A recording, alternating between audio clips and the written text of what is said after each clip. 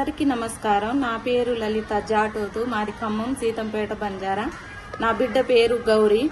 నేను వరంగల్ హాస్టల్లో జాయిన్ చేయించడానికి వచ్చినాను. స్మితా మేడం, మరి మీరు ఆడోళ్ళే అయి ఉండి గాని నా బిడ్డకి మరి ఇలాంటి పిల్లలు చాలా మంది ఉన్నారు. అలాంటి పిల్లలకి మీరు సహకారం చేయాలి, అందించాలి. వాళ్ళు మంచి ఫ్యూచర్ లో మంచి బ్రతకాలి. మేము కష్టపడి మా పిల్లలు అట్లున్నా గానీ నడవలేని పరిస్థితుల్లో గానీ మేము కూలి చేసి వానలో ఎండలో తడిసి మా పిల్లలకు మేము చదివిస్తున్నాం. వాళ్ళకి గానీ ఒక హక్కు కల్పియాలి. వాళ్ళు వాళ్ళ కాళ్ళ మీద నిలబడాలి. మీరు ఒక ఆడోళ్ళ ఉండి గానీ అట్లా చేయడం ఏం బాగోలేదు మేడం. ఒక కలెక్టర్ గానీ అందరు మీకంటే ఎక్కువ చదువుకున్న వాళ్ళు ఉన్నారు. మేము పేదోళ్ళం, మాకు చదువు రాదు, ఏమీ రాదు.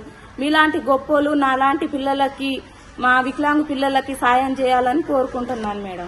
అందరికీ నమస్కారం. నా పేరు లలిత జాటోతు. మాది ఖమ్మం సీతంపేట బంజారా. నా బిడ్డ పేరు గౌరీ.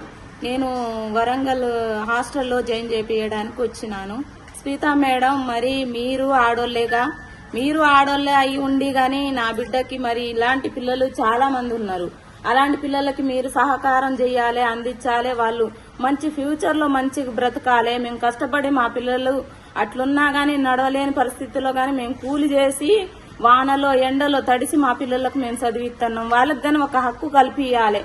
వాళ్ళు వాళ్ళ కాళ్ళ మీద నిలబడాలి. మీరు ఒక ఆడోళ్ళ ఉండి గానీ అట్లా చేయడం ఏం బాగోలేదు మేడం. ఒక కలెక్టర్ గానీ అందరు మీకంటే ఎక్కువ చదువుకున్న వాళ్ళు ఉన్నారు. మేము పేదోళ్ళం, మాకు చదువు రాదు, ఏమీ రాదు. మీలాంటి గొప్పోళ్ళు నాలాంటి పిల్లలకి, మా వికలాంగు పిల్లలకి సాయం చేయాలని కోరుకుంటున్నాను మేడం.